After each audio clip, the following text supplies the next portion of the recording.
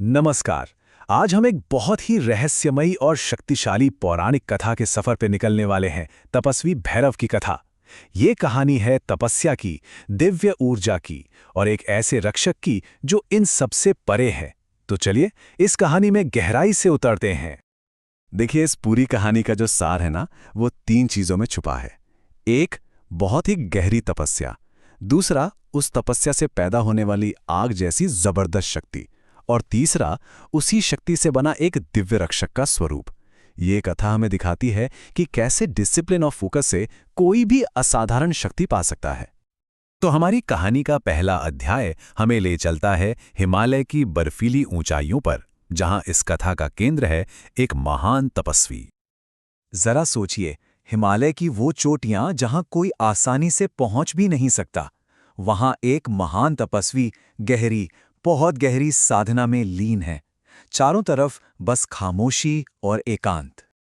और उनकी तपस्या की इंटेंसिटी का अंदाजा इस बात से लगाइए कि वो न तो किसी से बात करते थे, न ही किसी से मिलते थे। उन्होंने खुद को बाहरी दुनिया से पूरी तरह कंप्लीटली कट ऑफ कर लिया था। और इस अकेलेपन का, इस अलगाव का बस एक ही मकसद था, भगवान शिव के ध्यान में पूरी तरह डूब जाना।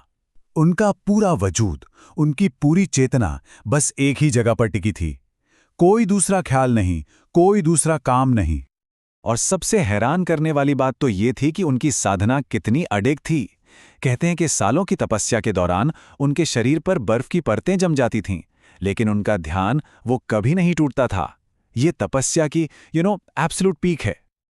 अब कहानी में एक ट्विस्ट आता है।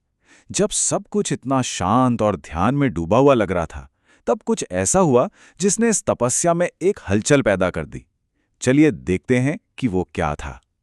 हुआ ये कि उन्हीं पहाड़ों में कुछ दुष्ट, कुछ आसुरी शक्तियों ने आतंक मचाना शुरू कर दिया।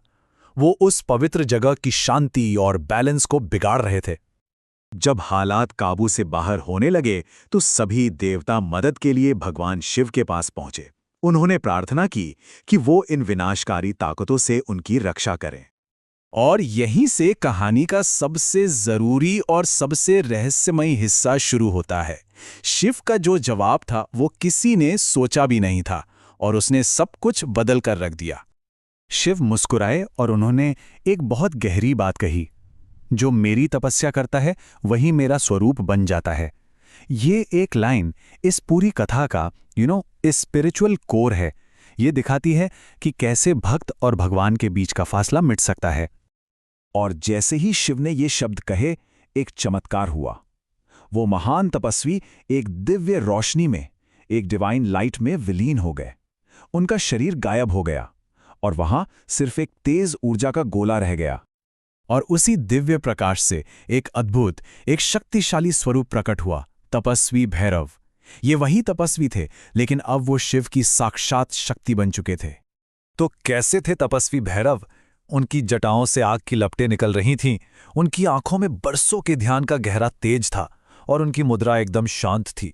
पर उस शांति में ही जबरदस्त शक्ति छिपी हुई थी। ये शांति और शक्ति का एक कमाल का कॉम्बिनेशन था। अब देखते हैं कि इस नए स्वरूप ने उस मुश्किल को हल कैसे किया। यहां हम तपस्या से पैदा हुई शक्ति को समझेंगे, जो गुस्से की ताकत से बिल्कुल अलग होती है। यहां एक बहुत ही दिलचस्प कंपैरिजन है। एक तरफ है गुस्सा, जो विनाशकारी है, डिस्ट्रक्टिव है और पल भर में खत्म हो जाता है। और दूसरी तरफ है तप की शक्ति।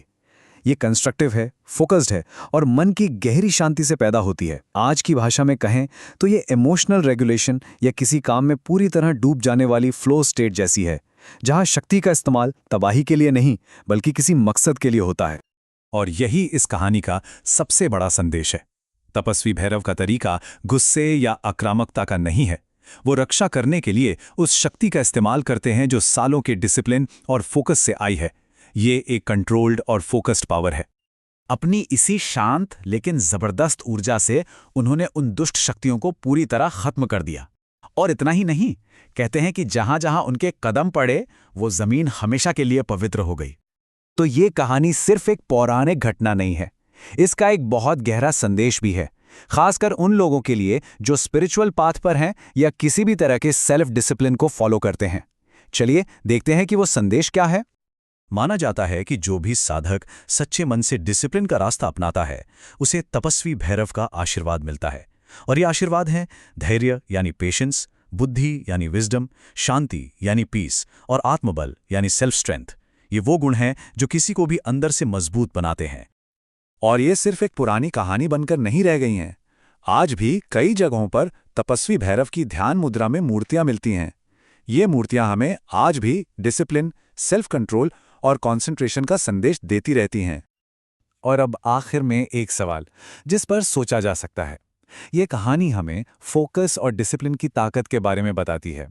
तो सोचने वाली बात यह है कि आज की इस भाग-दौड़ भरी डिस्ट्रैक्टेड जिंदगी में केंद्रित अनुशासन यानी तप की शक्ति का क्या महत्व हो सकता है।